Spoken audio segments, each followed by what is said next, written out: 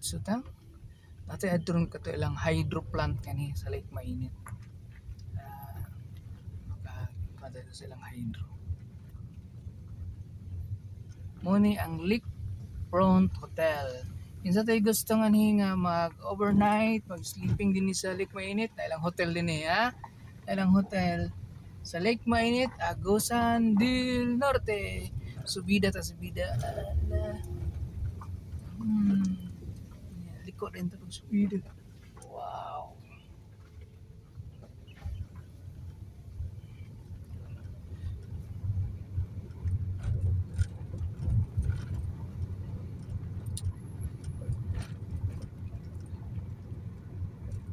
Muni ang munisipyo sa Habonga.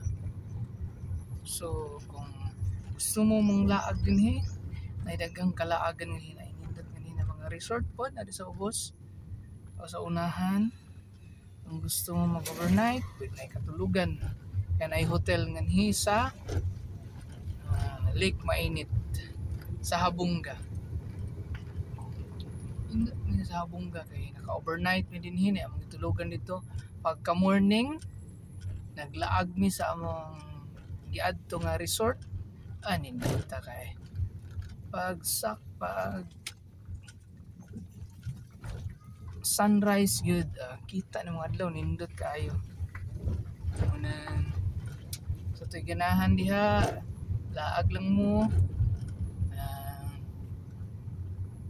kay para kita po ninyo unsa kanindot Habonga sa Lake Mainit. Lake Mainit dito yung kanon din. Itong Lake Mainit nagbalod. Tungod kay hangin, suking hangin karon. Kay na low pressure siguro.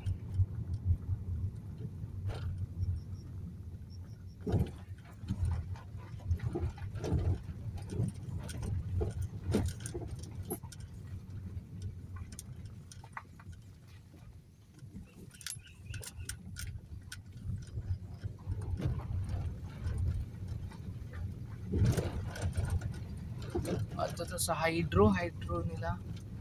Asa gikuha ang kurente. Asa ni mosulod ang tubig na para mugawas padulong dito sa dagat. Yan ay turbine siya para mo produce o kurente anya mo i-distribute din sa Agusan del Norte. Unang ang Lake Mainit daghang kini siya isda. Ay mga pijanga, na po yung mga iba din klase ng mga isda. Pwede kayo mamingwit din Nakatry kong pamingwit dito sa resort dito sa Ibabaw.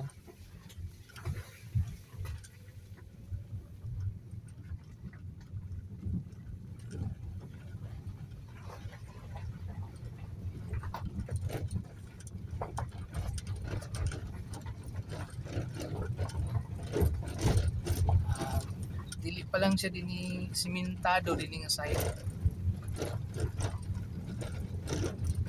So okay ra gyud ang dalan.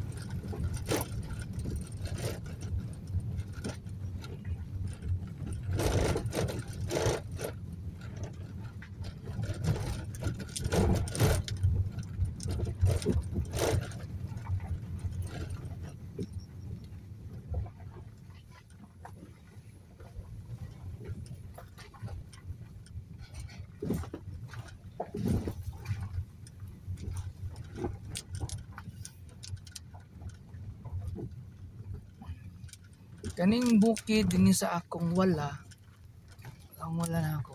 Dinhi sa ilalom gipalapos ang gibangagan siya. Gibangagan ang bukid sa ilalom para mulapos ang sa dagat ang tubig din sa Lake Mainit para dito gitaod ang turbine para mopulos siya og kuryente.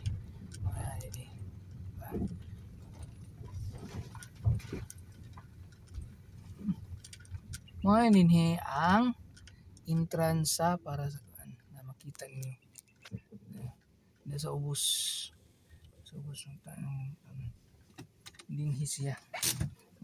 Okay para to, thank you and bye bye.